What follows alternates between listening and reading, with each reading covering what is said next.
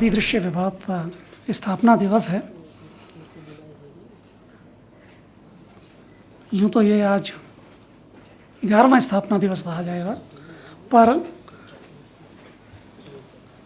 आदिदृश्य विभाग एक दूसरी तरह से काम करता था। जो इंदिरा गांधी राष्ट्रीय तलातीमता की जो मूल परियोजनाएं थी आरंभ में, उनमें से एक था, पर इसमें स्वरूप दूसरा था। 1988 से 2012 तक उसमें कुछ डॉक्यूमेंटेशन हुआ, कुछ प्रकाशन हुए, और पर उतने नहीं हुए जितना होना चाहिए था काम। तो लगभग 24 वर्ष में 6 प्रकाशन हुए, कुछ 5-6 डॉक्यूमेंटेशन हुए, कुछ अंतर्राष्ट्रीय गोष्ठियाँ हुई। इस बात को नज़रअंदाज देते हुए ये निश्चय किया गया था, इसलिए अलग से स्थापना की जाए इस विभाग की। और 2013 फरवरी में एक नया विभाग, आदिदृश्य विभाग का गठन किया गया। उस गठन के बाद एक बहुत बड़ा जंप हमें मिला, और उसमें हमने प्रचार प्रसार बहुत किया। मुझे लगता है कोई भी ऐसा क्षेत्र नहीं बचा होगा भारत का जहाँ पर हर स्टेट में हमने अपनी प्रदर्शनी या स्पेशल लेक्चर और डॉक्यूमेंटेशन ना किया हो। उन 9 वर्षों में हमने तकरीबन 15 प्रकाशन भी निकाले। अंतर्राष्ट्रीय गोष्ठियाँ भी हुई, सम्मेलन भी हुए, छोटे वर्कशॉप भी हुए, स्पेशल लेक्चर्स भी हुए। पर सवाल ये था कि इतना सारा जो डेटा जनरेट हो रहा है, वो डेटा है कहाँ, जायदाद इसके पास? ये बहुत बड़ा मूल प्रश्न था कि वो बहुत मोटे मोटे ग्रंथ तो लिखे जाते हैं, पर उन्हें पढ़ता कौन है? उन्हें पढ़ने वाला या तो शोध जो करता है विशेष रूप से वही पढ़ेगा, पर जो जनमानस में जो हमारा हेरिटेज फैला हुआ है उसको समझाने के लिए कौन आगे आएगा? तो उसके लिए हमने जो हमारे पास डेटा है और जो था और जो हम काम कर रहे थे, हमने बोला कि डिस्ट्रिक्ट रॉक आर्ट सीरीज़ निकाली जाए। और उसका जो छोटा सा हमें करने की जो हमें जो उत्साह मिला, वो हमें अपने अध्यक्ष श्री राम बहादुर राय जी थे, उससे मिला। उन्होंने बोला कि हमें छोटे छोटे प्रकाशन हिंदी में करने चाहिए, जो सरल हों, बहुत तकनीकी ना हो, आम आदमी आसानी से समझ सके। उसकी पेज संख्या 80-90 से ज़्यादा नहीं होनी चाहिए, तथ्यात्मक होने चाहिए, पर वो in no way it should be very complicated और टेक्निकल। तो हमने उसी दिशा में बढ़ाते हुए पिछले साल एक पुस्तक चंदौली पे निकाली थी। आज हम 4 पुस्तक और डिस्ट्रिक्ट सीरीज़ की निकालने जा रहे हैं, जिसमें से 3 का आज हम लोकार्पण कर रहे हैं। एक वायनाड डिस्ट्रिक्ट केरला का है, एक फरीदाबाद का है, और एक रायगढ़ डिस्ट्रिक्ट छत्तीसगढ़ का है। पिछले साल हमने 5 पब्लिकेशन का विमोचन किया था। इस बार हम 7 का विमोचन कर रहे हैं, पर 7 में भी आज हम सिर्फ 5 का ही विमोचन करेंगे। एक जो हमने कैटलॉग बनाया है तेलंगाना और आंध्र प्रदेश के रॉक आर्ट के ऊपर, उसको हम 16 जून को उसका इसी कक्ष में शायद विमोचन करें। तो जो ये हमने पुस्तकें लेती हैं, इसका सबसे बड़ा उद्देश्य यही है कि ये आम जनमानस में पहुँचे। हमारे पास बहुत सारा डेटा ऑडियो विजुअल में जनरेट हुआ है, जो पड़ा हुआ था। तो हमने उस डेटा से छोटी छोटी फिल्म बनाने का प्रयास किया है। तो आज हम एक लद्दाख और वायनाड डिस्ट्रिक्ट केरला की छोटी फिल्म डॉक्यूमेंट्री यहाँ पर आपके सामने प्रस्तुत करते हैं। तीसरा, हमारे पीएससी जो हमारी प्रोग्राम एडवाइजरी कमेटी में जो हमारे ट्रस्टी हैं वासुदेव कामत जी, उन्होंने बार बार ये कहा कि छोटे स्कूलों में आप उसे इसी तरह से एनिमेशन के थ्रू बनाइए और एनिमेशन के थ्रू उन्हें वो स्टूडेंट्स को उससे थोड़ा सचेत करिए कि इस तरह में उनकी रुचि बढ़ाइए। बरेली, लखनऊ में प्रदर्शनी आयोजित थी, जो यशोधर मठपाल द्वारा बनाई गई पेंटिंग्स पर आधारित थी, क्योंकि उसका पूरा कलेक्शन हमारे पास IGNC में है। उन दोनों का बहुत अच्छा रिस्पॉन्स वहाँ पर रहा। और उसके साथ ही पहला जो इस बार आर्ट आर्किटेक्चर डिज़ाइन बिनाले जो लाल किले में हुआ था 9 दिसंबर, तो जिसे माननीय प्रधानमंत्री जी ने जिसका उद्घाटन किया था, उसमें हमने मिनिस्ट्री ऑफ कल्चर और NGO कल्चर के साथ मिलते गार्डन एज यूनिवर्स के अंदर में अपना प्रदर्शन किया था और जैसा हमें बताया गया थी उसे प्रधानमंत्री जी महोदय ने बहुत सराहा। उसके अलावा हमने नेशनल क्राफ्ट म्यूजियम के हस्तकला अकेडमी तो भी प्रदर्शन के लिए अपना सामान दिया है। साथ ही हम लोग म्यूजियम ऑफ वर्ल्ड जो तेलतरा की नेशनल लाइब्रेरी में बन रहा है उसको भी हमने अपना रौताट डिफरेंट रीजन जो 6 रीजन में हम रौताट को बांटते हैं उसका हमने प्रदर्शन वहाँ पर दिया है और वो अभी काम चल रहा है। जब वो बनेगा तब वो पूरी तरह से सामने आएगा। साथ में एक बहुत ज़रूरी चीज़ थी, तो हमने निर्णय लिया था विवाद में कि हर वर्ष हम हिंदी की एक किताब पब्लिश करेंगे अनिवार्यतः, जो भले ही हमने लिखी हो या किसी और ने शैल कला पर लिखी हो। तो इस बार हम रीवा संवाद की शैल कला जिसे पुष्पेंद्र कुमार नंदन ने लिखा है उसका हम प्रकाशन करने जा रहे हैं। आदिदृश्य विभाग निरंतर शोधपरक पुस्तकों का प्रकाशन कर रहा है। इस वर्ष विभाग द्वारा 5 पुस्तकों का प्रकाशन किया गया है जो भारत की समृद्ध शैल कला को समर्पित हैं। मैं इसी के साथ सभी अतिथियों का अनुग्रह करती हूँ कि वो पुस्तकों का विमोचन करें। इस क्रम में पहली पुस्तिका है 8 doctor Vishnu Shridhar Wakankar memorial lecture series.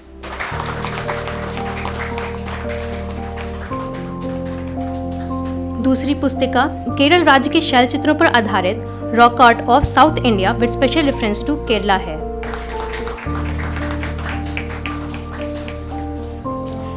केंद्र के माननीय अध्यक्ष श्री राम बहादुर राय जी के प्रेरणा स्वरूप व आम जनमानस तक विषय को पहुंचाने के उद्देश्य से विभाग द्वारा वर्ष 2023 से जनपदीय शैल कला श्रृंखला के प्रकाशन का कार्य प्रारंभ किया गया, जिसके तहत इस वर्ष 3 पुस्तिकाओं का विमोचन किया जा रहा है। इस क्रम में पहली पुस्तिका रायगढ़ जनपद की शैल कला एक परिचय है। मैं इस पुस्तकों के लेखकों से अनुरोध करूंगी कि वो आके इस पुस्तक का विमोचन करें।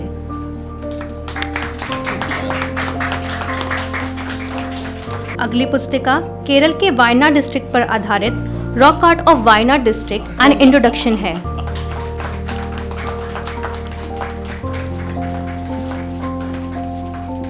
इस क्रम में आखिरी पुस्तिका फरीदाबाद जनपद की शैल कला पर आधारित फरीदाबाद जनपद की शैल कला एक परिचय है।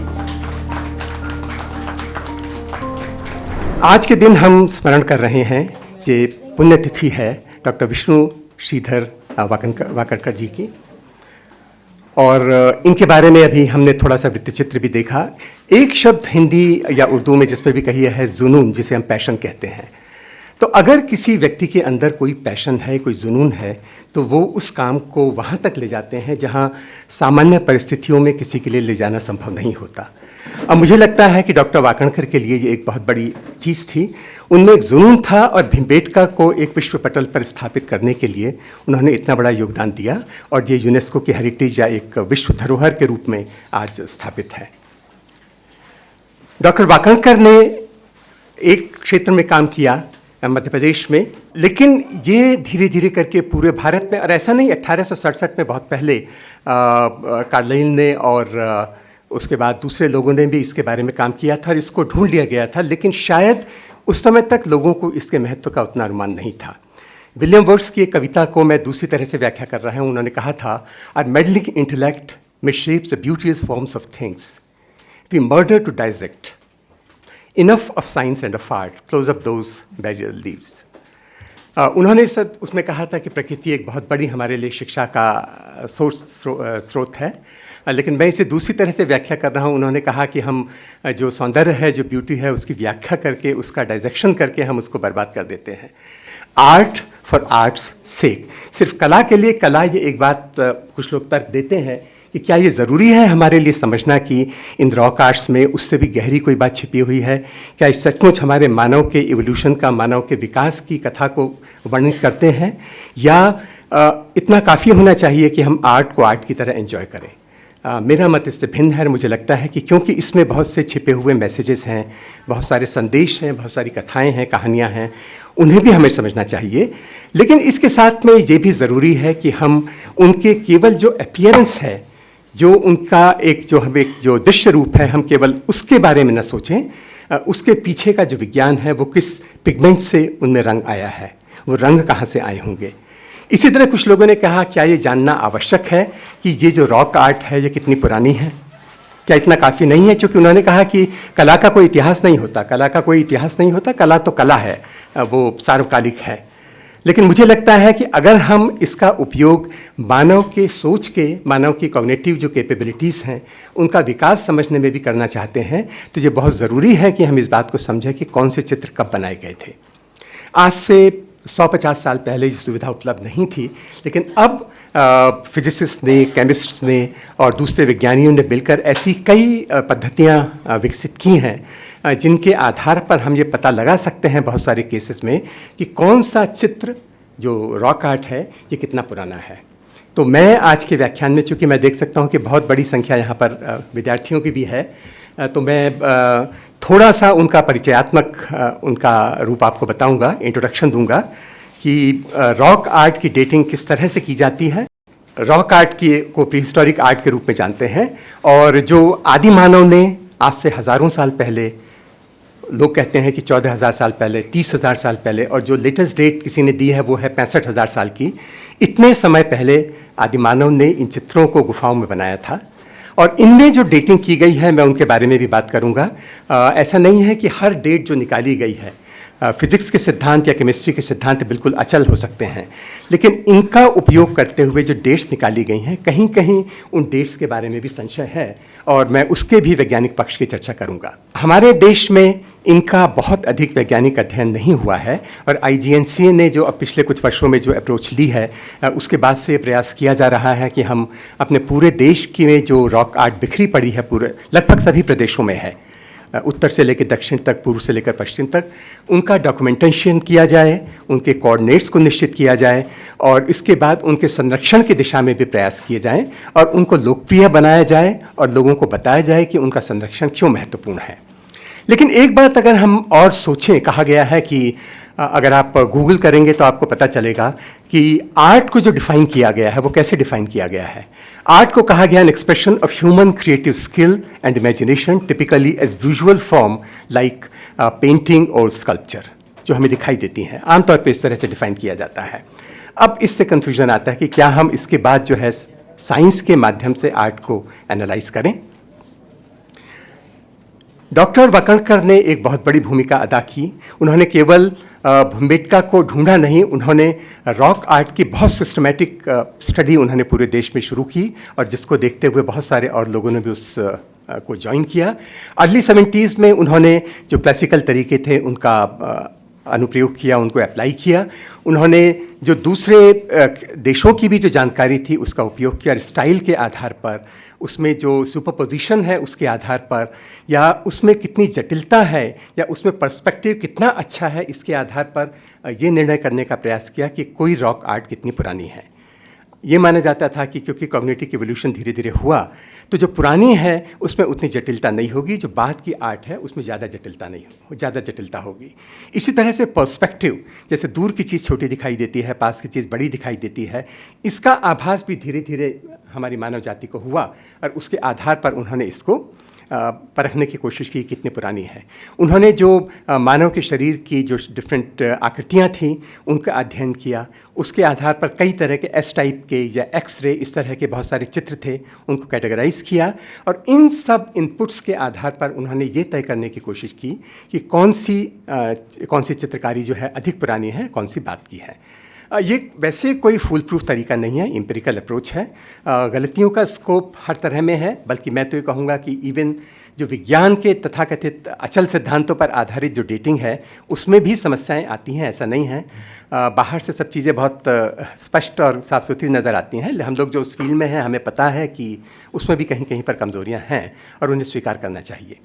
तो क्लासिफिकेशन को उन्होंने प्री हिस्टोरिक, प्रोटो हिस्टोरिक या हिस्टोरिकल उसमें क्लासीफाई किया, लेकिन दोनों अप्रोचेस में जैसा मैंने कहा कि कुछ ना कुछ समस्याएं हैं। लेकिन जो पहली वाली जो क्लासिकल अप्रोच थी कि स्टाइल के आधार पर, सुपरपोजिशन के आधार पर या उनकी जटिलता या पर्सपेक्टिव के आधार पर हम पता लगाएं कि कौन से पेंटिंग्स ज़्यादा पुरानी है, कौन सी पेंटिंग्स बाद की है, इसकी बहुत सारी लिमिटेशंस थीं। और इसलिए जब आइसोटोप्स का ज्ञान हमारे वैज्ञानिकों को हुआ और उस रेडियो आइसोटोप्स भी और दूसरे आइसोटोप्स भी, उनके आधार पर डेटिंग की बहुत सारी नई टेक्निक्स को डेवलप किया गया। सन 50 से पहले जब इंस्ट्रूमेंटेशन उतना विकसित नहीं था, उस समय ये चीज़ें बहुत मुश्किल थीं। अगर हम किसी नमूने का अध्ययन करना चाहते थे तो हमें बहुत बड़ी मात्रा में नमूना चाहिए होते थे। जैसे कि जो कन्वेंशनल रेडियो कार्बन डेटिंग है, उसमें 8-10 ग्राम हमें अगर कार्बन नहीं मिलेगा तो हम डेट नहीं कर सकते। लेकिन 80s के समय में एक नई तकनीक विकसित की गई जिसका मूल सिद्धांत तो रेडियो कार्बन का था, C14 का था, लेकिन उसमें उन्होंने क्या किया कि अब एक्सीलरेटर और मास स्पेक्ट्रोमीटर, दो चीज़ों का कॉम्बिनेशन था, उनका उपयोग किया, और अगर 1 मिलीग्राम भी कार्बन हमारे पास में है तो उसकी डेट भी निकाली जा सकती थी। अब आप देखिए, this was almost a revolution, क्योंकि हमें, जो लोग आर्कियोलॉजिस्ट हैं वो जानते हैं कि हमें हमेशा बड़े बड़े टुकड़े नहीं मिलते हैं चारकोल के किसी साइट पर जाने के बाद। बहुत बार मिट्टी में जो थोड़ा सा बूरा जैसा चूरा जो पड़ा होता है चारकोल का, वो हमें मिलता है। और हम लोग कन्वेंशनल डेटिंग करते थे बीरबल साहनी इंस्टीट्यूट में, करीब 50 साल हो गए वहाँ की लैब को बने हुए भी। वहाँ पर भी बहुत बार हमें डिसअपॉइंटमेंट होता था कि हमें आर्कियोलॉजिस्ट को सैंपल्स वापस भेजने पड़ते हैं, क्योंकि उनका जो थोड़ा सा सैंपल होता था उसमें बहुत कम ऑर्गेनिक कार्बन होता था। लेकिन एक्सीलरेटर, मास स्पेक्ट्रोमीटर, या जिसे संक्षेप में हम AMS कहते हैं, उसका उपयोग करने के बाद से ये समस्या काफ़ी हद तक ख़त्म हो गई। लेकिन एक समस्या भी AMS के साथ है, क्योंकि इसके निष्कर्ष बहुत कम कार्बन के अमाउंट पर बेस होते हैं, तो कंटेमिनेशन की आशंका भी उतनी ज़्यादा है। इसलिए बहुत ज़रूरी है कि हम कई सारे सैंपल्स को एनालाइज करें, उनकी डेट निकालें और फिर निर्णय करें कि ये डेट सही है या नहीं है। इसके बाद इनका जो एप्लीकेशन है, रेडियो कार्बन एज हो, चाहे OSL पर आधारित एज हो, चाहे वो यूरेनियम सीरीज़ यानी यूरेनियम थोरियम डीके सीरीज़ पर आधारित एज हो, या किसी दूसरे तरीके से निकाली गई एज हो, इसके बाद भी जो एज आती है, हर तरीके से निकाली गई एज का मतलब एक ही नहीं होता। वो अलग अलग घटनाओं को, जो जियोलॉजिस्ट हैं वो शायद समझते होंगे, वो अलग अलग घटनाओं को सिग्निफाई करती हैं। जैसे अगर हम रेडियो कार्बन डेट की बात करें, अगर हम एक चारकोल किसी आर्कियोलॉजिकल साइट पे हमें मिलता है जहाँ पर पेंटिंग भी है, तो हम ये कई बार समझते हैं कि ये जो पेंटिंग है ये और ये जो चारकोल है ये कंटेम्प्रेरी हैं। अगर हम उस चारकोल की डेट निकाल लेंगे तो हमें उस पेंटिंग की डेट भी पता चल गई। ये कभी कभी सही हो सकता है, लेकिन बहुत बार गलत भी हो सकता है, क्योंकि वो चारकोल हो सकता है बाद में किसी घसियारे ने, किसी गडरिये ने या किसी शफर्ड ने आके वहाँ पे लकड़ी जलाई हो और ये वो वाला कोयला हो। ये भी हो सकता है कि वहाँ पर उसके ऊपर सेडिमेंट भी इकट्ठा हो गया, मिट्टी भी वहाँ पर इधर उधर से आके इकट्ठा हो गई, और यद्यपि आज हमें कई फुट की गहराई पर वो नमूना मिल रहा है, लेकिन वो डेट उस पेंटिंग की है या नहीं। यहाँ तक कि अगर उस चारकोल से ही पेंटिंग बनाई गई है, हमें ऐसा लगता है कि वो पेंटिंग जो बनी हुई है वो चारकोल से बनाई गई है, तो ये किस चारकोल से बनाई गई है, और अगर उसी चारकोल से बनाई गई है जो उस साइट से हमने रिकवर किया है, तो भी क्या ये चारकोल वही चारकोल है जिससे पेंटिंग बनाई गई, नंबर 1। और जो चारकोल की एज है वो इस पेंटिंग को बनाने की एज नहीं है, वो एज है उस पेड़ की जिसकी लकड़ी से चारकोल बना था, और उस पेड़ की लकड़ी का भी चारकोल ये है, लेकिन वो तब का जब वो पेड़ की डेथ हुई थी, क्योंकि फोटोसिंथेसिस या प्रकाश संश्लेषण की प्रक्रिया जो बंद हुई वो तब हुई जब वो पेड़ गिर गया था या वो मर गया था। तो अगर उसके 200 साल के बाद वहाँ पर आग लगी और उससे चारकोल बन गया, तो जो वो एज है, जो एज है, इसमें 200 साल का फ़र्क आएगा। और इसीलिए हम लोग कई बार कहते हैं कि कई बार हिस्ट्री के लोग जो होते हैं उनकी अप्रोच होती है कि हमने तो बीरबल साहनी इंस्टीट्यूट से डेट कराई है, हमारा निष्कर्ष तो गलत हो ही नहीं सकता। तो हमें ये भी समझना चाहिए कि वहाँ पर ये थोड़ा सा मार्जिन है। हम we must talk to the person concern, the scientist concern, उस एज की व्याख्या के लिए। तो रेडियो कार्बन का एक उदाहरण मैंने दिया है, पर इसी तरह की चीज़ दूसरे तरीकों में भी वैलिड है। जहाँ तक रेडियो कार्बन डेटिंग की बात है, दूसरे देशों में ऐसे बहुत सारे प्रयत्न हुए हैं, बहुत सारे प्रयास किए गए हैं, लेकिन भारत में ऐसे जो प्रयास हैं रेडियो कार्बन के बहुत सीमित हैं। और उसका एक बहुत सीधा साधा कारण ये है, मैंने जितनी साइट्स देखी हैं, चाहे भीमबेटका देखी हो, चंदौली की देखी हो, चाहे सोनभद्र की देखी हो, मिर्ज़ापुर की देखी हो, इन सब में मुझे चारकोल की बनाई हुई ड्राइंग्स नहीं मिली, और जो एक आध दिखाई भी दी वो मुझे लगा है कि बहुत नई नई है। दूसरा जो एक बहुत बड़ा अंतर मुझे दिखाई पड़ा भीमबेटका में और जो हमारे पूर्वी उत्तर प्रदेश की जो साइट्स हैं, वहाँ पर यह है कि आपको भीमबेटका में बहुत सारे रंग दिखाई पड़ते हैं, बहुत सारे रंग दिखाई पड़ते हैं। लेकिन यहाँ की पेंटिंग्स में आपको रेड ओकर या येलो ओकर के रंग दिखाई देंगे, कहीं कहीं पर सफ़ेद लाइम के निशान दिखाई देंगे, कहीं कहीं पे आपको कुछ काले निशान दिखाई देंगे। तो ऐसा क्यों था? ये मिनरल्स की उपलब्धि के कारण था या किसी उनकी तकनीकी जानकारी की सीमाओं के कारण था? ये थोड़ा सा सोचने की बात है।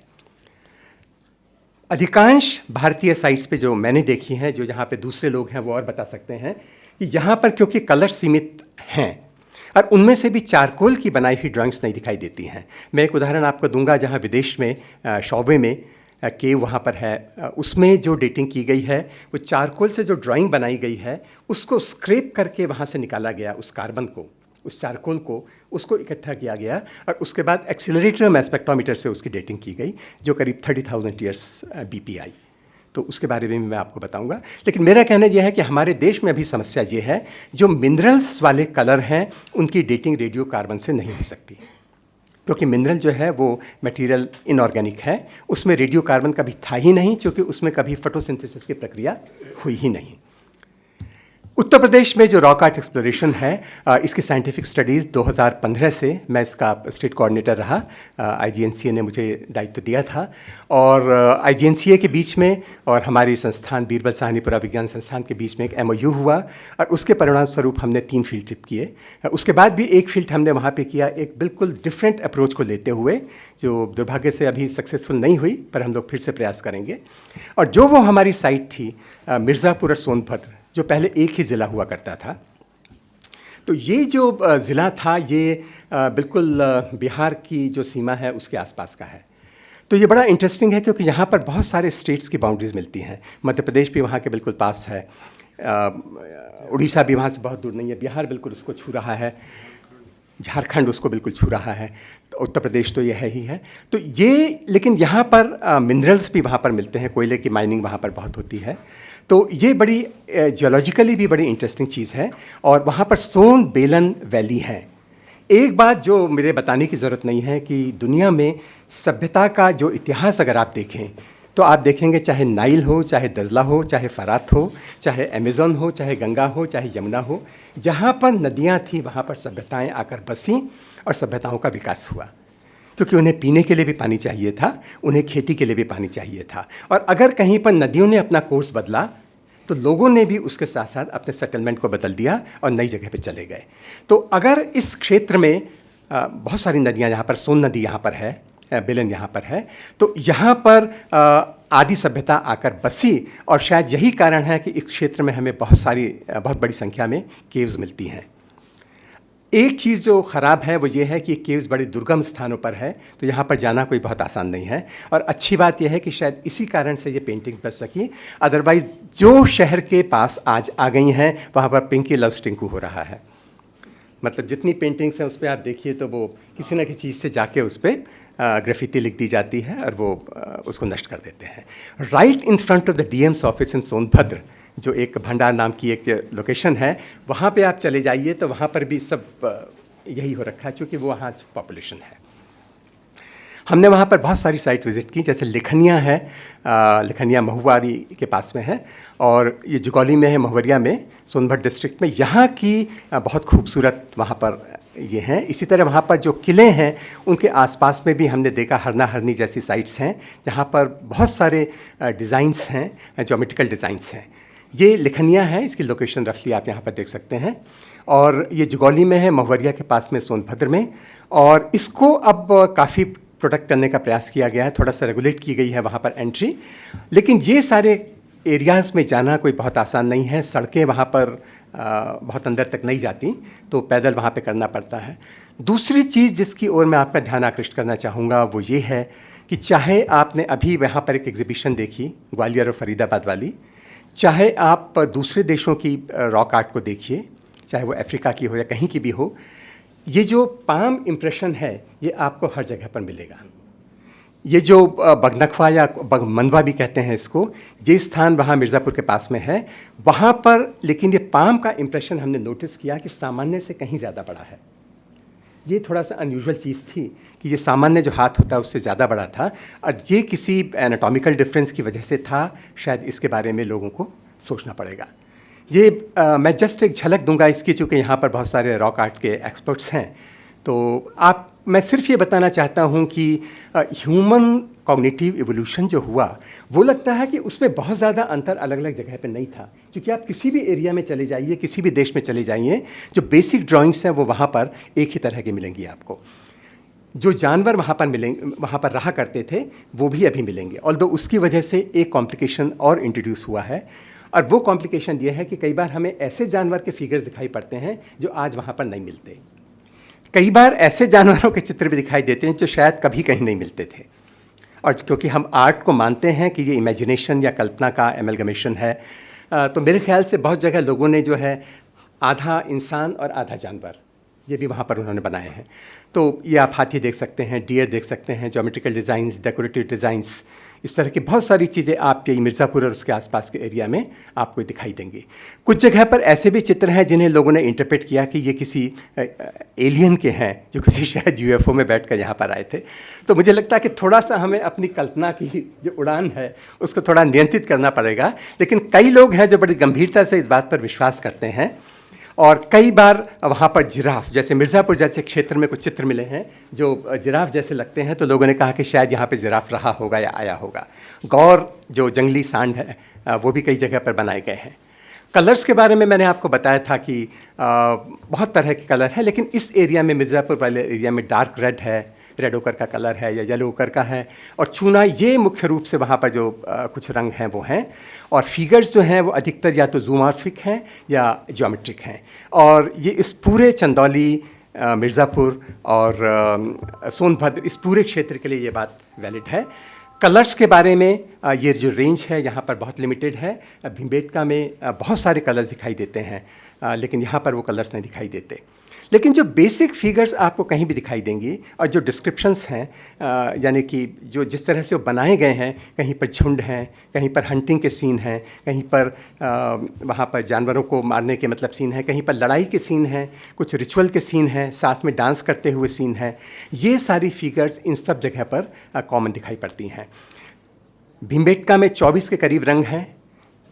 जैसा आप देखिए, वाइट है, एशी वाइट है, क्रीमी वाइट है, येलो ओकर, रॉ सिएना, रॉ अम्बर, ऑरेंज वगैरह वगैरह बहुत सारे कलर हैं। इनमें मैंगनीज के जो मिनरल्स हैं वो भी हैं। यहाँ पर हेमेटाइट का यूज़ हुआ है, वो सब जगह होता है, गेरू है, कॉपर सल्फेट है, मैंगनीज के और मैग्नीशियम के ऑक्साइड्स का भी यूज़ किया गया है। तो ये शायद लोकल मिनरल्स की जो अवेलेबिलिटी थी, उपलब्धता थी, उसने भी ये निर्णय किया कि लोग किस तरह के कलर्स का यहाँ पर यूज़ करेंगे। हम लोगों ने कोशिश की कि इसमें जो पिगमेंट है, एक समस्या ये है कि हम नहीं चाहते कि ये रॉक आर्ट बिल्कुल डैमेज हो। तो जब तक इसके बारे में कोई ठीक ठाक नियम कानून नहीं बन जाते कि हम परमिशन लें और उसके बाद हमें उसको उखाड़ के, उसको चिप ऑफ करके कुछ मटेरियल लेने की ज़रूरत पड़े, उसको एनालाइज करें, तब तक हमारे हाथ बिल्कुल बंधे हुए थे। और जहाँ पर हमें एक विंडहम फॉल्स के पास एक गिरा हुआ एक छोटा सा चिप मिला, उसका उपयोग किया। तो हमने उनमें एलिमेंटल अबंडेंस को हमने XRF से पता लगाया, हमने उसका XRD एनालिसिस भी किया, हमने उसको स्कैनिंग इलेक्ट्रॉन माइक्रोस्कोप उससे भी किया, हमने FTIR से भी किया, हमने उनका एनालिसिस करने की कोशिश की। तो हमें उसमें आयरन बहुत ज़्यादा मिला, विच इज़ अंडरस्टैंडेबल, चूँकि हेमेटाइट आयरन Fe2O3 होता है, 6Fe3O3, और सिलिकॉन उसमें मिला जो स्वाभाविक है। लेकिन पिगमेंट में सिलिकॉन जो है बहुत ज़्यादा नहीं था। उसमें जो नीचे की लेयर थी उसमें कैल्शियम बहुत ज़्यादा मिला, उसके नीचे की लेयर में हमें आयरन बहुत ज़्यादा मिला।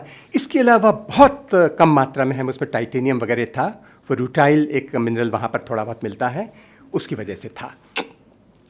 तो हम जो डेट की बात कर रहे हैं कि ये तो हमने एक, इसको आगे भी मैं और इसका रिजल्ट्स बताऊंगा।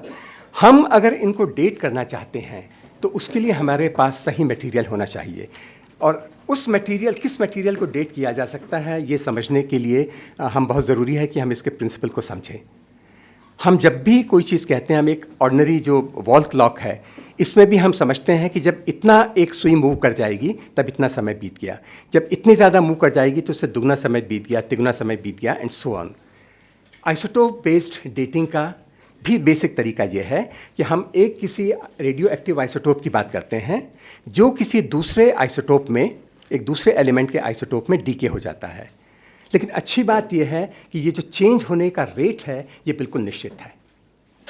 ये रेट उदाहरण के लिए कार्बन 14 की बात करें तो 5730 ईयर्स, इतने टाइम में जितना रेडियो कार्बन आपके पास होगा वो घट के आधा रह जाएगा, बाकी नाइट्रोजन 14 में चेंज हो जाएगा।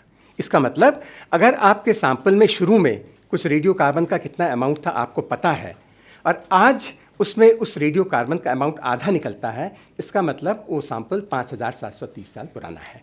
ये रेडियो कार्बन डेटिंग का बेसिक है। दूसरे तरीके हैं जैसे optically stimulated luminescence based dating. Interestingly मैंने आज यहाँ पे कपूल्स के भी फोटोग्राफ्स देखे कुछ।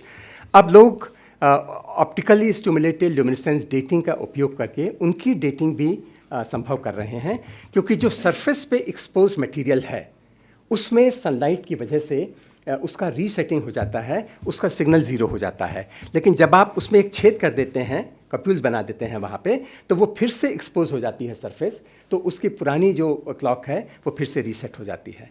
तो इस प्रिंसिपल का उपयोग करके भी डेटिंग की गई है। तो आइसोटोप क्लॉक बहुत सारी हो सकती हैं, जो सबसे कॉमन रही है वो रेडियो कार्बन की रही है। और उसके बाद लेकिन एक समस्या आती है, मैं समय के उसमें मैं आपको बेसिक प्रिंसिपल बताऊंगा रेडियो कार्बन डेटिंग का। आपको ये देखकर बड़ा आश्चर्य होगा कि मैंने जैसे टाइटल दिया है कि रॉक आर्ट की स्टडीज़ वो फील्ड है जिसमें साइंस और आर्ट, कला और विज्ञान का संगम होता है। रेडियो कार्बन डेटिंग वो फील्ड है जिसमें फिज़िक्स का, केमिस्ट्री का, जियोलॉजी का और बहुत सारे फील्ड्स का संगम होता है। रेडियो कार्बन का जो बनना होता है वो वातावरण में होता है और वो होता है कॉस्मिक रेस के कारण। कॉस्मिक रेस के प्रोटॉन्स मेनली वातावरण की नाइट्रोजन 14 के साथ रिएक्शन करके रेडियो कार्बन बनाते हैं। ये रेडियो कार्बन ऑक्सीजन के साथ रिएक्ट करता है, कार्बन डाइऑक्साइड बन जाता है, और क्योंकि वो गैस है वो पूरे एटमॉस्फेयर में फैल जाती है। और उसके बाद जो भी पेड़ पौधा सांस लेता है, यानी फोटोसिंथेसिस जिसमें होता है, वो इस कार्बन डाइऑक्साइड को एसिमिलेट करता है। और अब जिस पेड़ में कोई रेडियो कार्बन नहीं था, अब उसके अंदर रेडियो कार्बन आ गया। As long as the plant is alive, जब तक वो पेड़ जिंदा है उसके अंदर रेडियो कार्बन आता रहेगा और अपनी हाफ लाइफ से गवर्न होते हुए उसका डीके भी होता रहेगा। तो एक सर्टेन लेवल रेडियो कार्बन का किसी भी लिविंग प्लांट के अंदर होगा। लेकिन जिस दिन आप उस पेड़ को काट देंगे या वो पेड़ मर जाएगा, उस दिन के बाद उसके अंदर रेडियो कार्बन की जो मात्रा है वो डीके होने लगेगी। और जो मैंने शुरू में आपको बताया था, पेड़ के मरने के बाद उसका रेडियो कार्बन 5730 साल में घट के आधा हो जाएगा। तो ये वो प्रिंसिपल है जिसके आधार पर हम लकड़ी की डेटिंग करते हैं। अगर वो लकड़ी बाद में चार होकर चारकोल बन जाती है तो हम उसकी डेट निकालते हैं। अगर उस चारकोल से कोई ड्राइंग बनाई जाती है तो उसको स्क्रैप करके उस ऑर्गेनिक कार्बन को हम डेट करते हैं रेडियो कार्बन से, AMS की मदद से, तो हमें उस पेंटिंग की हम कहते हैं कि डेट मिल गई, जो एग्जैक्ट एक्यूरेट स्टेटमेंट नहीं है। और ये बहुत सीधी सादी बात है कि अगर आपके पास 16 कच्चे आम हैं, 5730 साल में उनमें से आधे पक जाएंगे, आधे कच्चे रह जाएंगे, और ये आप कैलकुलेट करते जाइए। जिस स्टेज पे आप मेज़र करेंगे आप बैक कैलकुलेट कीजिए कि कितना समय लगा होगा इसको पुरानी स्थिति में पहुंचने के। That is the basic principle. और मज़ेदार चीज़ ये है कि आप लोग कहेंगे कि इससे हम बोन की डेटिंग कैसे कर सकते हैं या लेदर की डेटिंग कैसे कर सकते हैं, क्योंकि पेड़ पौधे में लेदर होता नहीं, और जिनमें लेदर होता है, माना शेर है या कोई जानवर है, वो घास फूस खाता नहीं, तो इसलिए कि वो लोग कार्निवोर भी होते हैं। तो फूड साइकिल या जो वेब ऑफ फूड है ये है, इसके माध्यम से पेड़ पौधे एक हिरन में, हिरन से शेर में, और उसके बाद जब शेर मर जाता है तो मिट्टी में वो रेडियो कार्बन पहुंच जाता है। तो हम इस तरह बहुत बड़ी रेंज है। और यही नहीं, वो जब जाकर समुद्र के पानी में मिल जाता है, घुल जाता है, तो वहाँ पर जो डिपोजिशन होता है, जो सेडिमेंटेशन होता है, उस सेडिमेंट्री रॉक के अंदर भी रेडियो कार्बन पहुँच जाता है। And that is the basic principle जिससे हम रेडियो कार्बन की डेटिंग करते हैं। तो रेडियो कार्बन की डेटिंग करने के लिए हमारी जो पहली ज़रूरत हुई लेबोरेटरी साइंटिस्ट की, वो ही कि हमें एक ऐसा मटेरियल मिले जिसके अंदर रेडियो कार्बन हो। वो क्या हो सकता है? जो रॉक आर्ट के संदर्भ में अगर हम देखें तो जो वेजिटल कलर्स हैं वो पेंटिंग उनसे हम बनाते हैं, तो वो वेजिटल कलर अगर हमें मिल जाएं, चाहे वो हल्दी से बने हुए हों, चाहे वो चारकोल से बने हुए हों, चाहे वो किसी और तरह के प्लांट मटेरियल से बने हुए हों, उसको हम स्क्रैप करके निकाल लेंगे तो हम उसकी डेट निकाल सकते हैं। यही नहीं, अगर कहीं पर कार्बोनेट है जैसे कैल्साइट है, आपने देखा होगा गुफाओं में गए होंगे, वहाँ पर स्टेग्माइट और ये स्टेलेक्टाइट होते हैं, कैल्शियम कार्बोनेट होता है, बेसिकली कैल्साइट होता है, वो वहाँ पर इकट्ठा होता रहता है। कई जगह पर जहाँ पर हमें रेडियो कार्बन किसी पेंटिंग में नहीं मिल सकता, लेकिन ये हो सकता है कि उस रेडियो कार्बन, वो जो पेंटिंग है, उस पेंटिंग के ऊपर थोड़ा सा कैल्साइट जमा हो गया हो, फ्लो स्टोन जिसे हम कहते हैं, वो जमा हो गया हो। इसका मतलब ये हुआ कि अगर हम उस कैल्साइट की डेटिंग कर सकें, उस फ्लो स्टोन की डेट निकाल लें, तो उस पेंटिंग की डेट उस कैल्साइट की डेट से पहले की है। तो हम डायरेक्टली उस पेंटिंग को डेट नहीं कर पा रहे हैं, लेकिन उसके ऊपर जो हमें कैल्साइट मिला है, उस कैल्साइट की डेट हम निकाल देंगे, तो इसका मतलब पेंटिंग उससे पहले बनी थी। और अगर कहीं पर इसी तरह से कैल्साइट जमा हुआ है, कोई फ्लो स्टोन है, फ्लो स्टोन मतलब layer by layer calcium carbonate का डिपोजिशन, उसके ऊपर अगर कोई पेंटिंग बनी है, अगर उसके नीचे पेंटिंग है, तो हमें उसकी ये लिमिट मिल जाएगी कि ये पेंटिंग जो है उससे पुरानी है, और ऊपर मिली है अगर उसके, तो ये पेंटिंग उसके बाद की है। लेकिन इसको हम हमेशा रेडियो कार्बन से डेट नहीं कर सकते, क्योंकि आमतौर पे उसमें रेडियो कार्बन मिलेगा नहीं। तो उस स्थिति में हम क्या करेंगे, we will take aid from uranium and thorium series की डेटिंग। इसके बारे में मैं बताऊंगा। इंस्ट्रूमेंट्स इसमें बहुत सारे यूज़ होते हैं, उसका भी मैं जस्ट मैं मेंशन कर पाऊंगा। ये मैं आपको जो फिगर दिखा रहा हूँ, शॉवे केव है, इसमें बहुत सारी पेंटिंग्स मिली थी, and it was a chance discovery. कुछ बच्चे वहाँ पर गए थे एक तरह से खेलने के लिए, उन्हें वहाँ पे ये मिला। तो उसके बाद आप देखिए ऊपर है ये जो ओरिजिनल फॉर्म में पेंटिंग की, फिर इसको डिस्ट्रेस करके, जैसा यहाँ एग्जीबिशन में भी आपने देखा होगा, उसको क्लैरिफाई किया गया, तो देखा कि फेसिंग राइनोज या राइनोसरस जो थे, उनकी ये ड्राइंग थी। अब सवाल ये था कि इसको डेट कैसे करें, तो बाय नाउ वी नो कि हमने इसको स्क्रैप करके इस ऑर्गेनिक कार्बन को वहाँ से निकाला, क्योंकि वो चारकोल था। उस चारकोल की एक्सेलरेटर मैस स्पेक्ट्रोमीटर से जब हमने डेट की, तो लेफ्ट राइनो की भी और राइट राइनो की भी, दोनों की डेट करीब 31-32 हज़ार साल के आसपास आई। इसका मतलब कि ये जो ड्राइंग बनाई गई थी, ये 31-32 हज़ार साल पहले बनाई गई थी। But again that doubt remains कि ये चारकोल की एज है, ये इस ड्राइंग बनाने की एज नहीं है। There is no way you can find out when this drawing was made. बहुत सारे ग्रुप्स में लोग एक साथ जो दिखाए गए थे, वो ये एक ग्रिफिथ यूनिवर्सिटी के जो लोग हैं, उन्होंने एक फिलीपींस के एक सैंपल की डेट की थी, और ये ओल्डेस्ट माना जाता है वहाँ का वो सैंपल। 3,500 साल पुराना इसकी यूरेनियम थोरियम से एज निकली, रेडियो कार्बन से उसकी एज निकली। और उसमें जो आंद्रिया जेलेंडनी जो थी, वो एक्चुअली अपने आप को कहती हैं digital archaeologist. I don't know what that exactly would mean, लेकिन वो डिजिटल तरीक़ों का आर्कियोलॉजी में इस्तेमाल करती हैं। और उन्होंने कहा था कि it was created by either early Austronesians who arrived around 4,000 years ago and are the dominant current population in the Philippines, or the Acta neogritos who migrated during the Ice Age. Both groups still live in the area, so more rock art needs to be dated to determine its origin. तो ये करीब वहाँ पे बहुत सारे लोग इसमें हैं, और इस तरह का ग्रुप में इतने सारे लोग बहुत कम ड्राइंग्स में मिलते हैं। हमारे देश के किसी सैंपल की जो रेडियो कार्बन डेटिंग का एग्जाम्पल है, वो ये अकेला है। ये भी बड़ा इंटरेस्टिंग है, क्योंकि ये एक्चुअली पेट्रोग्लिफ है। अगर आप नॉर्थ ईस्टर्न इंडिया में जाएंगे, वहाँ पे आपको ड्राइंग्स कम मिलेंगी, वहाँ पे आपको इनग्रेविंग्स या जो स्क्रैचिंग या ब्रूजिंग्स जो हैं वो ज़्यादा मिलेंगी।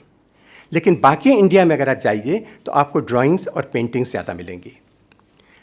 ये एक कुरनूल में बिलासपुरम में एक जगह है, वहाँ पर नेस्टेड लूप्स, वहाँ पर एक रॉक पर इनग्रेव्ड वहाँ पर मिले हैं। तो इस केव का जो कॉम्प्लेक्स था, वहाँ पे इन्होंने देखा, और उसकी थोड़ा बहुत अंदाज़ा लगाया गया था कि ये कितने उसकी होंगी। ये माना गया था कि कुछ हज़ार साल होंगी शायद। लेकिन उसके बाद डेट उसकी जो फिज़िकल हुई, वो हमारे देश के भी डॉक्टर प्रोफेसर रवि, जिन्होंने 7th मेमोरियल लेक्चर दिया था, वो भी उसमें इन्वॉल्व थे उस स्टडी में। और इस इनग्रेविंग की डेट जो निकाली गई, ये 5,000 ईयर्स बी पे निकाली गई। लेकिन ये उससे भी कई सौ साल पुरानी हो सकती है, क्योंकि ये डेट जो है उस इनग्रेविंग को करने की नहीं निकाली है, इस मटेरियल जो बाद में भरा है उसकी निकाली गई है। सो बहुत लिमिटेड एफर्ट्स हैं जहाँ तक डेट की बात है। ये 2013 में ये पेपर पब्लिश हुआ था, और ये दाईं तरफ आप देख रहे हैं, इसको भी थोड़ा सा बाद में कलाकारी इसमें की गई है चित्र में। और अर्ली न्यूलिथिक पीरियड का जो इसके बारे में अनुमान था वो उससे भी मैच करता है। कुछ लोग कहते हैं कि मेसोलिथिक हो सकता है, उस एरिया में जो लोग घूमते थे उन्होंने ये बनाया होगा। लेकिन क्योंकि हमें हर जगह पर कार्बन नहीं मिल सकता, तो वहाँ पे हम कोशिश करते हैं कि हमें अगर कोई कैल्साइट मिल जाए और जिसमें जैसा मैंने कहा था यूरेनियम थोरियम डेटिंग का हम लोग उसमें कोशिश करते हैं। यूरेनियम के जो मेन 3 आइसोटोप यूरेनियम 238, 235 एंड 234 हैं, इनमें से U-238 जो है सबसे ज़्यादा एबंडेंट है और इन तीनों की हाफ लाइफ जो है वो बहुत ज़्यादा है, थर्ड को छोड़ के। पहले दोनों 4.7 billion years and 0.7 giga years. तो ये एक पूरी सीरीज़ होती है U-238 से स्टार्ट करके, जिसमें 8 अल्फ़ा पार्टिकल्स निकलते हैं, 6 बीटा डीकेज भी होते हैं और अल्टीमेटली ये जाकर आपको lead-206 देता है, एक आइसोटोप देता है। इन दोनों का मेज़रमेंट आज से 20-30 साल पहले एक्यूरेट मेज़रमेंट बहुत मुश्किल था, लेकिन मैं अभी कुछ दिखाऊंगा, कुछ इंस्ट्रूमेंट्स उसके बाद में आए, इतने लंबे नाम हैं उनके, अभी आपको बताऊंगा। उनसे ये संभव हुआ कि हम इसका बहुत थोड़ा अमाउंट भी अगर उस सैंपल में है, क्योंकि जो आपको वहाँ पे कैल्साइट मिलेगा बहुत थिन लेयर होगी, उसके अंदर जो यूरेनियम थोरियम होंगे वो भी बहुत कम, मिलियंस में कुछ पार्ट्स उसके अंदर आपको यूरेनियम थोरियम मिलेगा। और उसके बाद भी बहुत मुश्किल होता है मेज़रमेंट करना। लेकिन जो मैंने जैसे कहा कि कुछ डिकेड्स पहले जो नए हमारे इलेक्ट्रॉनिक्स के भी और सेंसर्स में जो इम्प्रूवमेंट्स हुए, उसकी वजह से करीब हज़ारों गुना सेंसिटिविटी हमारे इंस्ट्रूमेंट्स की बढ़ गई और ये पॉसिबल हुआ कि जो थोरियम और यूरेनियम है इसके बहुत कम अमाउंट्स को भी हम मेज़र कर सकें। और इसी टेक्निक का उपयोग करते हुए हमारे देश में एक एग्ज़ाम्पल है, जो विंडहम फॉल है, वहाँ की डेटिंग की गई है। वो करीब 12,000 के से लेके 14,000 साल तक की वहाँ पर विंडहम फॉल्स में जो पेंटिंग्स हैं उनकी डेट की गई है। वो ब्रिस्टल यूनिवर्सिटी ने की है, इंडिया में नहीं की है। ये वहाँ के कुछ डेट्स हैं। एक डेट तो खैर करीब 3,500 साल पुरानी निकली है, लेकिन बाकी 3 डेट हैं 13.1, 14.5 एंड 11.1 थाउजेंड ईयर्स। तो ये यूरेनियम थोरियम डेटिंग ने हमें एक और हैंडल दिया है कि अगर कहीं पर रेडियो कार्बन हमें किसी सैंपल में नहीं मिलता तो भी हम जो है उसकी डेट निकाल सकें। लेकिन एक इसमें प्रिकॉशन बहुत ज़रूरी है। When the deposit underlying paintings और engravings are studied, the data obtained would be distant in time from the creative act. ये जो मैंने आपको एक बात कही थी, in fact the growth of the calcite is controlled by environmental factors and is favored during temperate and humid periods। तो न तो उस कैल्साइट के डिपोजिशन का रेट फिक्स्ड है, उस कैल्साइट का अमाउंट भी कम है, मेजरमेंट्स भी बहुत सेंसिटिव हैं, लेकिन अब काफ़ी हद तक इस टेक्निक को मास्टर कर लिया गया है तो एज सही निकलती है। But still they take one more precaution. अगर वहाँ पर 1 मिलीमीटर मोटी कैल्साइट की लेयर जमा है तो वो उसके ऊपर की लेयर का जो टॉप है उससे थोड़ा सा सैंपल लेते हैं, नीचे लेयर का जो बॉटम है उससे भी थोड़ा सा सैंपल लेते हैं, और ऐसा कई जगह से लेते हैं। And then they want to be consistent कि जो नीचे वाली एज है वो पुरानी आएगी और जो 1 मिलीमीटर ऊपर वाली एज है वो यंग आएगी। और अगर ये कंसिस्टेंट सेट उन्हें मिलता है तब उनको कॉन्फिडेंस आता है कि हमने एज सही निकाली है। इंस्ट्रूमेंटेशन में मैं बहुत ज़्यादा नहीं जाऊँगा, पर इतना आप समझ लीजिए कि ये बहुत कॉम्प्लेक्स इंस्ट्रूमेंट्स हैं और ऑब्वियसली बहुत महंगे इंस्ट्रूमेंट्स हैं और इनको चलाना और इनका स्टैंडर्डाइजेशन भी काफ़ी मुश्किल है। ये बाईं तरफ कंपैरेटिवली सिंपल है, स्पेक्ट्रोग्राफ की तरह है। ये कलर्स के मेजरमेंट के लिए है, क्योंकि हर आदमी की जो आंखें हैं वो अलग अलग तरह से कलर को देखती हैं। हमारा जो कलर्स का परसेप्शन है वो थोड़ा हद तक सब्जेक्टिव है। नंबर 2, हम उसको रिकॉर्ड नहीं कर सकते कि कलर ये एक्चुअली कैसा है। मैं कहूँगा पीला, दूसरा कहेगा स्ट्रॉन्ग पीला, तीसरा कहेगा हल्का पीला। तो इससे हम वेवलेंथ या फ्रीक्वेंसी की टर्म्स में उन पेंटिंग्स के कलर को रिकॉर्ड कर लेते हैं। इसके बाद हम उसका जो पिगमेंट है उसको लेबोरेटरी में ले जाकर एनालाइज करते हैं। उसमें एलिमेंट्स कौन कौन से हैं एक्सरे फ्लोरोसेंस से पता लगाते हैं, XRD करते हैं और उसमें मिनरल्स का पता लगाते हैं, FTIR करते हैं तो भी उसमें पिगमेंट में कौन से मॉलिक्यूल्स हैं उनका हम पता लगाते हैं। और इसी तरह से हम इन्वायरमेंटल SCM करके भी उसमें जो मिनरल्स हैं उनका पता लगाते हैं। और ये सब स्टडीज़ जो हैं करके हम फिर ये कैरेक्टराइज कर सकते हैं कि ये कलर जो इस जगह पर यूज़ हुआ है आदि मानव के द्वारा वो वहाँ से मैच करता है कि नहीं करता। क्या ये पॉसिबिलिटी है कि जो लोग उस टेक्निक का एक स्थान पर उपयोग करते थे वो माइग्रेट होकर दूसरी जगह पे गए और वो उसी तरह के रंगों का वहाँ पर यूज़ कर रहे हैं? ये टेबल्स मैं स्किप कर दूंगा, XRF मेजरमेंट की हैं जो हमने की थी। एक इंटरेस्टिंग रिजल्ट जो इनके बेसिस पे हमने निकाला था, हमने लिखनिया में एक पेंटिंग को देखा था और उस पेंटिंग के जब पिगमेंट को हमने एनालाइज किया तो जो उसमें जो मैं बता रहा हूँ चिप ऑफ एक जगह पे हुआ था, तो उस पिगमेंट में जो नीचे वाली लेयर थी उसमें हमें कैल्शियम बहुत ज़्यादा मिला, विच वॉज अनयूजुअल, क्योंकि अगर उसमें हमें सिलिकॉन ज़्यादा मिलता तो हम समझते कि जो चट्टान है वो सिलिकेट है तो उससे सिलिकॉन उसमें आ गया, लेकिन ऐसा नहीं था। आयरन उसमें ज़्यादा मिलता वो हमारी समझ में आता था, क्योंकि हेमेटाइट है 6Fe2O3 है तो उसमें आयरन ज़्यादा मिलेगा, लेकिन उसमें कैल्शियम का ज़्यादा मिलना काफ़ी दिन समय तक उसने हमें पजल किया। अल्टीमेटली हमारा जो इंटरप्रिटेशन फ़िलहाल था वो ये था कि शायद ये लोग रॉक पर पेंटिंग करने से पहले वहाँ के बेस पर कैल्शियम के एक मिनरल को वहाँ पर पेंट किया करते थे, बेस बनाते थे। आज भी जो है कैनवास पर जब लोग पेंटिंग करते हैं तो नीचे एक पेंट लगाते हैं, बेस बनाते हैं, शायद इसी तरह की प्रैक्टिस उस समय भी थी। तो ये हमारे रिजल्ट से पता चला। जो प्रोसीजर्स हैं मैं उनको नहीं बताऊंगा। लेटेस्ट ग्लव्स यूज़ किए गए थे, हाइजीनिक मास्क यूज़ किए गए, सब ये केयर ली गई थी कि कोई कंटेमिनेशन ना हो। EDX एनालिसिस किया गया, FTIR का एनालिसिस किया गया। FTIR में बेसिकली आप FT को भूल जाइए, वो एनालिटिकल पार्ट है बात का। इंफ्रारेड रेडिएशन एक सोर्स से, जैसे सिलिकॉन कार्बाइड है, उससे इंफ्रारेड रेडिएशन उस पर भेजा जाता है और कौन सा कलर जो है किस फ्रीक्वेंसी का या किस वेवलेंथ का एब्जॉर्प्शन करता है उससे पता चलता है कि वो किस चीज़ का बना हुआ है। ये OSL का बेस्ड है और इसका उपयोग करके अब कप्यूल्स की डेटिंग भी की जाने लगी है। एक नई चीज़ जो हमने बाद में ट्राई की थी वो ये की थी, ये इसकी लास्ट टेक्निक है जो मैं बता रहा हूँ। जब पेंटिंग की जाती है तो उसमें जैसे हेमेटाइट का यूज़ किया जाता है तो उस समय वो लिक्विड की फॉर्म में होता है। लिक्विड के अंदर जो मेटेलिक या आयरन वाले जो छोटे छोटे उसमें बार्स जैसे होंगे वो अर्थ के मैग्नेटिक फील्ड के अनुसार अपने को अलाइन कर लेते हैं और जब वो पेंट सूख जाता है उसके बाद वो डिस्टर्ब नहीं होते। आज इस सैंपल को लेकर जब हम लेबोरेटरी में जाकर मेजरमेंट करते हैं, मैग्नेटिज्म के मेजरमेंट करते हैं, तो हमें पता चलता है कि उस समय ये किस मैग्नेटिक फील्ड के लिए अलाइन थे। पिछले काफ़ी बड़े टाइम का, ख़ास तौर पे जो मानव सभ्यता का ये वाला इतिहास है, इस पूरे पीरियड में जो चेंजेस मैग्नेटिक फील्ड के अर्थ के हुए हैं वो हमें पता है। उनसे कंपेयर करके भी हम अंदाज़ा लगा सकते हैं कि ये पेंटिंग किस समय की गई होगी, but this is not a very accurate method.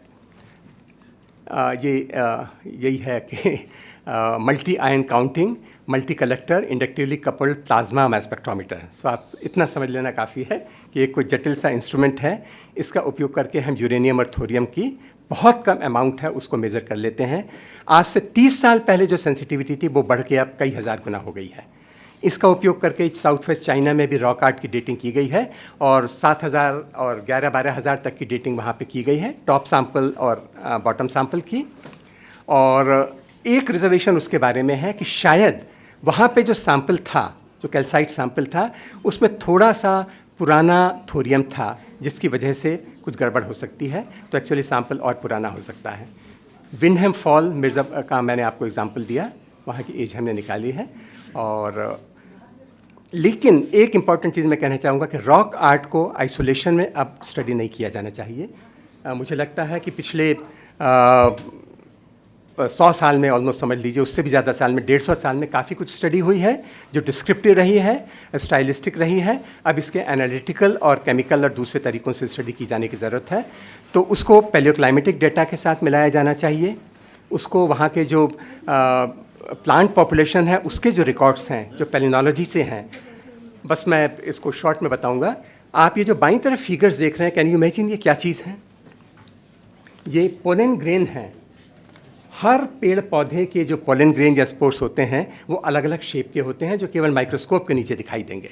तो अगर हमें किसी जगह पर पोलन ग्रेन मिल रहे हैं एक तरह के, तो हमें ये भी पता चल जाता है कि वहाँ पर क्लाइमेट कैसा था। इसका मतलब जब वो पेंटिंग की गई थी, अगर उसके कंटेम्प्रेरी हम इस्टेब्लिश कर सकें वो पोलन ग्रेन हैं, तो हमें ये भी पता चल गया उस समय क्लाइमेट क्या था। Climate is one big factor जिसकी वजह से लोग मूव करते हैं एक जगह से दूसरी जगह पर। जब सूखा पड़ता है तो लोग उस जगह को छोड़ के चले जाते हैं, लेकिन उसके साथ वहाँ की वेजिटेशन के नेचर में भी चेंज हो जाता है, वो भी सेडिमेंट्स के अंडर रिकॉर्ड होता है। तो I think it's high time we combine all this studies.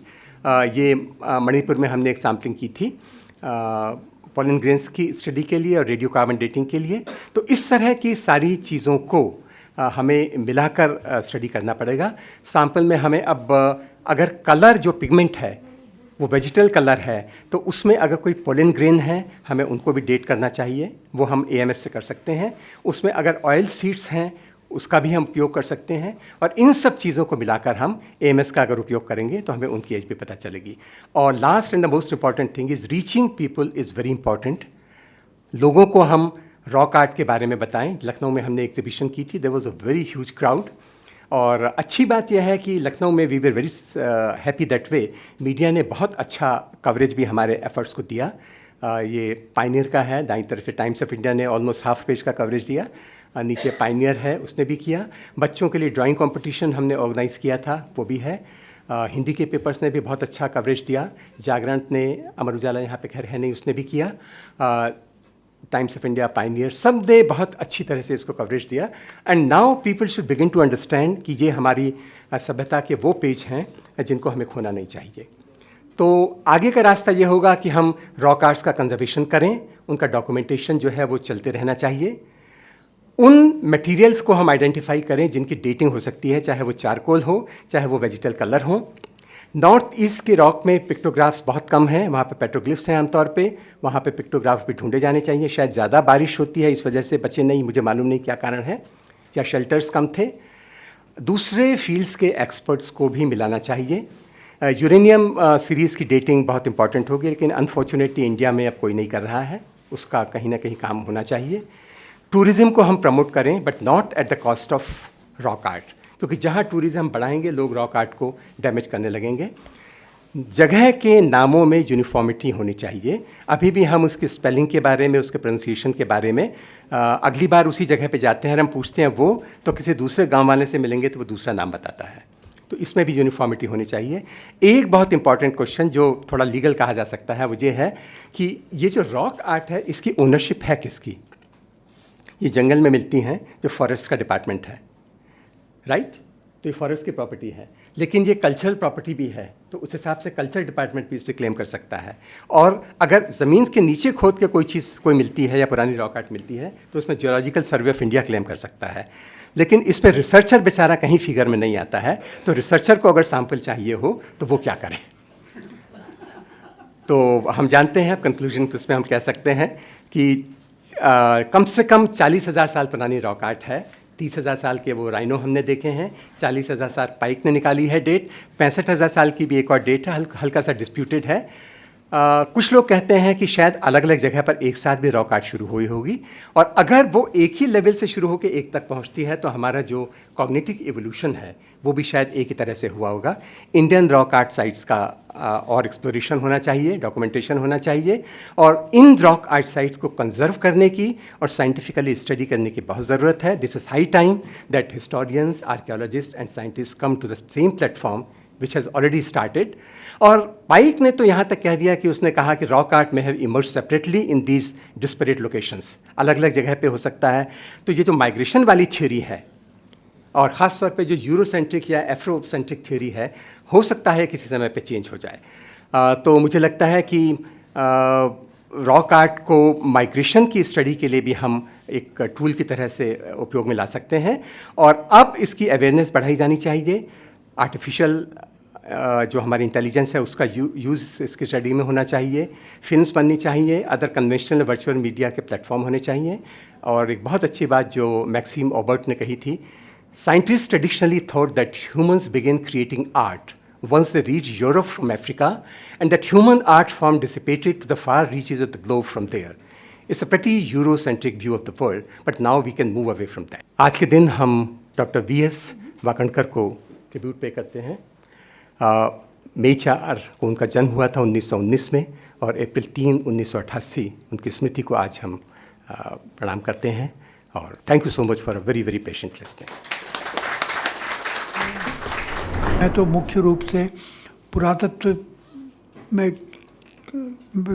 सर्वेक्षण में काम करने के दौरान मैंने विभिन्न स्थलों में उत्खनन किया है, और मेरा ज़्यादा समय जो है स्थलों के, पुरातात्विक स्थलों के उत्खनन में बीता, जैसे बुरज़होम है कश्मीर, कालीबंगा, सरदारगढ़, हस्तिनापुर, पुराना किला, कुरुक्षेत्र और एक बड़ी लंबी चौड़ी फहरिस्त है। इनके बारे में तो कहने का अभी कोई कारण नहीं है, लेकिन यह है कि मुझे बहुत ही अच्छा लगा कि आपका ये जो रॉक आर्ट डिवीज़न है ये इतना महत्वपूर्ण काम कर रहा है। और मैं दोबारा से डॉक्टर नौटियाल को बधाई देना चाहूँगा इस बहुत सुंदर तरीके से समझाने के लिए। धन्यवाद। मैं कुछ बातें कहूँगा। आपने माइग्रेशन थियरी की बात की और आप जानते हैं कि ये जो आर्यन इन्वेजन थियरी है उस पर आजकल बहुत ज़्यादा कार्य हो रहा है और काफ़ी हम उस पर पुनर्विचार कर रहे हैं। लेकिन मैं बात करना चाहूँगा, आपने देखा होगा नीचे कुछ हस्तकुठार रखी हुई थी जिसमें कि एशुलियन भी थी। तो ये एशुलियन जो हैंडेक्स होती हैं इसकी विशेषता होती है कि ये सिलेंडर हैमर तकनीक से इसकी फ्लेकिंग की जाती है। तो फ्लेकिंग तरह थोड़ी पैरेलल उसके होते हैं और ये सेंट एशुल में मिली थी, इसलिए इसके नाम एशुलियन फ्रांस में मिला। और ये माना जाता था कि बहुत समय तक ये माना जाता था कि अफ्रीका से यूरोप गया, यूरोप से फिर भारत में आए तो भारत में भी ये मिलती हैं। लेकिन ये बिल्कुल इसको ऑलमोस्ट निरस्त हो गया है, क्योंकि शांति पप्पू की जो स्टडीज़ हुई हैं, साइंस में प्रकाशित हुई हैं, उसमें हमारी जो एशुलियन हैंडेक्स हैं they are older than European. So अब जो माइग्रेशन थियरी है वो अफ्रीका से यूरोप ना जा करके इंडिया में आके फिर यूरोप को जा रही है या चाइना को जा रही है या फिर साउथ ईस्ट एशिया को जा रही है। तो ये इंडिया एक अफ्रीका बाद दूसरा केंद्र बनता जा रहा है। तो मैं ये कह रहा हूँ कि ये चीज़ें नए रूप में इंटरप्रेट हो रही हैं। अब आती है बात रॉक आर्ट्स की और आर्कियोलॉजी की। तो मैं इस समय जो भी लोग बैठे हुए हैं यहाँ पर, they all are from Uttarakhand. तो मैं कुछ बातें कहना चाहूँगा। उत्तराखंड का मैं समझता हूँ आर्कियोलॉजी में बहुत बड़ा योगदान है। आप जगतपति जोशी की बात कीजिए, RS बिष्ट की बात कीजिए, मुनीश की बात कीजिए, BM पांडे जी यहाँ बैठे हुए हैं, और DP अग्रवाल जो मतलब कि जिसको फादर ऑफ इंडियन डेटिंग कह सकते हैं, जिनसे कि शायद आप भी उसी शाखा से निकले होंगे। चंद्रमोहन नौटियाल तो वहीं से निकले हैं। चंद्रमोहन शर्मा पेलेनोलॉजिस्ट थे। विनोद नौटियाल, वो सारे वहीं से निकले हुए हैं सब लोग। तो ये एक इसमें अब वाखांकर की बात करते हैं। तो वाखांकर को जो है विष्णु वाखांकर जी को नेचुरली रॉक आर्ट्स पे मिला है, जो पद्मश्री भी मिला है उनको। लेकिन दूसरा पद्मश्री किसको मिला है रॉक आर्ट में? ये यशोधर मठपाल को मिला है। अब यशोधर मठपाल जो हैं उन्होंने भी इस पर बहुत अच्छा कार्य किया और मैं समझता हूँ कि यहाँ पर उसका बहुत ज़्यादा, अभी मैं पीछे मिला था यशोधर मठपाल से, पिछले महीने की बात है। तो उन्होंने भीमबेटका में काम किया, लेकिन वो भीमताल में रहते हैं। तो उनसे मेरी बात हो रही थी तो वो बता रहे थे वो जब ऑस्ट्रेलिया जा रहे थे तो वाखांकर साहब भी उनके साथ ही जा रहे थे। अब आती है बात हमारी रॉक आर्ट्स की। तो आपने बताया जो कि साइंस ऑफ रॉक आर्ट, जो जिसमें कि हम डेटिंग की बात करते हैं, कब की है क्या है, प्योर साइंस, उसमें कोई फिजिक्स केमिस्ट्री है। लेकिन आपने आर्ट्स की भी बात की। अब वो जो है ये क्यों मिलाते होंगे? अब यहाँ बहुत इसमें आर्ट आएगी, इसमें बहुत ज़्यादा मतलब कि वो होगा। लेकिन दो बातें मुझे जो है बिल्कुल स्पष्ट लगती हैं, डिस्प्यूट हो सकता है। एक, क्योंकि जितनी भी हिस्टोरिक रॉक आर्ट्स हैं, प्री नियोलिथिक रॉक आर्ट्स जो हैं, प्री नियोलिथिक जितनी भी हैं उसमें आपको जानवर दिखाई देंगे, हंटिंग है। तो कुछ ना कुछ मानव और जानवर का है। अगर हम हंटिंग गैदरिंग सोसाइटीज़ की कंटेम्प्रेरी सोसाइटी स्टडी करते हैं तो हम देखते हैं कि उसमें डिवीजन लेवल बिल्कुल क्लियर है। Male going for hunting, female going for gathering. तो उसमें हमें जड़ों के, पत्तों के, इनके पेंटिंग नहीं दिखाई देते हैं। हंटिंग के सारे पेंटिंग हमें दिखाई देते हैं। इसका मतलब क्या हुआ? इसका मतलब ये हुआ कि नंबर एक, of course hunting was there and they want emphasise that as dominant thing. Secondly मुझे लगता है कि कहीं ऐसा तो नहीं कि ये मेल्स ने बनाए हों, क्योंकि अगर फीमेल बनाते थे वो हंटिंग क्यों बनाती, वो तो अपने वो बनाती जो गैदरिंग करती हैं। तो एक तो ये भी लगता है कि शायद मेल्स ने बनाए हों, और दूसरा वो हंटिंग जो है बना रहे हैं, I don't think it was art for art sake. आप यहाँ से 1 किलोमीटर दूर आपका वो है गैलरी ऑफ मॉडर्न आर्ट, वहाँ जितने आपको पीस मिलेंगे वो सारे आर्ट फॉर आर्ट सेक हैं। लेकिन I don't think that time art for art sake हुआ करता होगा। I have very strong feeling कि it has something to do with sympathetic magic. Sympathetic magic and these rock arts, they seems to have a very deeper relationship. अब Neolithic onwards अगर हम चले जाते हैं तो वहाँ पर इसके पर्पज़ ऑफ पेंटिंग जो है वो डिफरेंट हो जाते हैं। उसके पर्पज़ सेरेमोनियल हो जाते हैं, इसके पर्पज़ आपके लाइफ साइकिल रिचुअल्स के हो जाते हैं, वो अलग हो जाते हैं। लेकिन जो प्री नियोलिथिक, मैं सुना pre Neolithic rock arts and post Neolithic rock arts को भी हमें डिफ्रेंशिएट करना पड़ेगा, क्योंकि उसमें क्लियर कट डिफरेंसेस हैं। तो मेरा ये पर्सनल फीलिंग है कि sympathetic magic that they want, either they have killed some animal and they are celebrating it, or so that in future they may kill more, or they wish that they would be able to kill an animal and therefore they are making that, but they are definitely not making it for the for art's sake. तो मैं ये कहना चाहता हूँ कि हमें इसके प्रति चिंतित होना पड़ेगा, हमें इसको प्रिजर्व करना पड़ेगा। ये हमारी हेरिटेज है और इसको हम डिस्ट्रॉय अगर करेंगे तो फिर हम कभी नहीं जान पाएंगे हमारे पूर्वज कैसे थे। और मैं ये बात दावे के साथ कह सकता हूँ कि एक शब्द होता है tabula rasa. India was never a tabula rasa. India was a India is a civilization, but India has a very very long history, long prehistory, and there is a continuity in that prehistory. तो therefore let us be very sensitive to our prehistory as we are sensitive to our history and archaeology. Let us be sensitive to our prehistoric archaeology as well as prehistory. So this is my message. Thank you very much.